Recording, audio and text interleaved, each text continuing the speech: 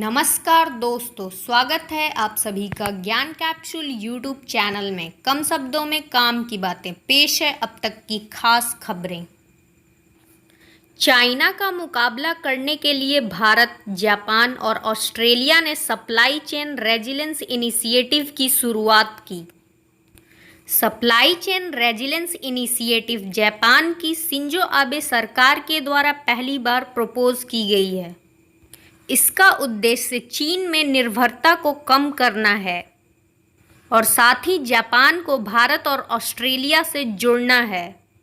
Supply chain resilience initiative उन companies के लिए एक सीधी प्रतिक्रिया है जो चीनी राजनीतिक व्यवहार और आपूर्ति श्रृंखला में व्यवधान के बारे में चिंतित हैं।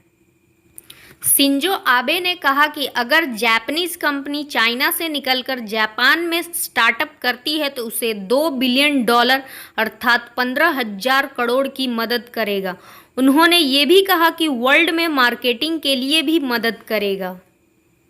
आप सभी को बता दें कि 2003 में चाइना का वर्ल्ड ट्रेड में 6.8% भागीदारी रहा, जबकि यह 2017 में 24% अर्थात 1/4 वर्ल्ड ट्रेड में भागीदारी पहुंच गई। यूनाइटेड नेशंस के 193 कंट्रीज में से 120 देशों का लार्जेस्ट ट्रेड पार्टनर चाइना है। भारत की भागीदारी चाइना के अगेंस्ट में ये एक बहुत ही बड़ी कदम है। आर्म्स एम्बार्गो के बावजूद ईरान ने पूर्व जनरल कासेम सोलेमनी के नाम पर रखी क्रूज मिसाइल का परीक्षण किया। भारत के विदेश मंत्रालय ने थाईलैंड के साथ साझेदारी कर Bharat network think tank ASEAN के 6ठे गोलमेज सम्मेलन का आयोजन किया। डकर फ्रांसिस्को असू को इक्वेटोरियल गिनी का पीएम चुना गया। तिस्ता नदी परियोजना के लिए चाइना ने बांग्लादेश को लगभग $1 बिलियन का कर्ज देने वाला है। Teesta river water conflict Bharat और बांग्लादेश के बीच सबसे विवादास्पद मुद्दों में से एक है।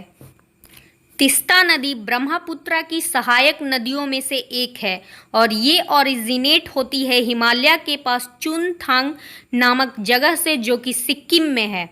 वहाँ से वेस्ट बंगाल होते हुए बांग्लादेश को एंटर करती है। तिस्ता नदी को सिक्किम और नॉर्थ बंगाल के आधे दर्जनों से भी ज़्यादा डिस्ट्रिक्ट के लिए लाइफलाइन माना जाता है। यह सिक्किम और वेस्ट बंगाल के जलपाईगुड़ी विभाग का मुख्य नदी है। बुंदेलखंड में जल प्रबंधन के लिए उत्तर प्रदेश ने इजराइल के साथ MOU प्लान ऑफ कोऑपरेशन पर हस्ताक्षर की। हाल ही में जारी किए गए एक रिपोर्ट के अनुसार ग्रीनलैंड बर्फ की चादर 1 मिलियन टन पर मिनट खो रही है। Online privacy solution provider surf ने digital quality of life index 2020 जारी की। इसमें भारत 97वें स्थान पर रहा और डेनमार्क पहले पर। पूर्व वित्त सचिव राजीव कुमार को न्यू इलेक्शन कमिश्नर नियुक्त किया गया। अश्विनी भाटिया को SBI के MD के रूप में नियुक्त किया गया। भारतीय राष्ट्रीय राजमार्ग प्राधिकरण ने देश भर में हरित राजमार्गों के निर्माण की सुविधा देने के लिए हरित पथ नाम से एक मोबाइल ऐप लॉन्च की। यह नितिन गडकरी के द्वारा लॉन्च किया गया।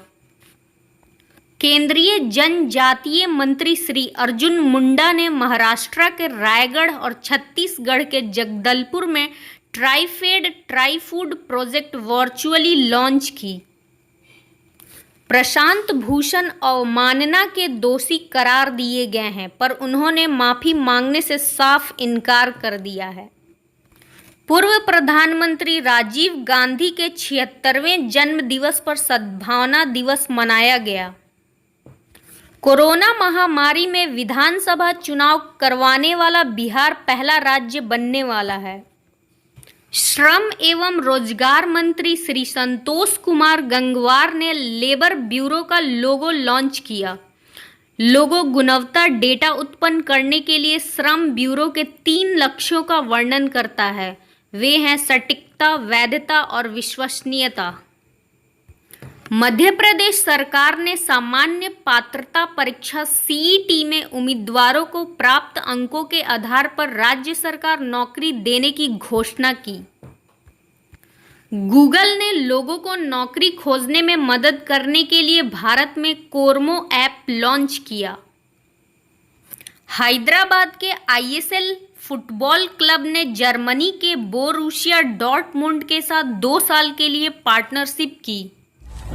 अगर आपको ये वीडियो पसंद आया हो तो इस चैनल को सब्सक्राइब, लाइक एवं ज़्यादा से ज़्यादा शेयर करें और अपना सुझाव कमेंट बॉक्स में ज़रूर दें। धन्यवाद।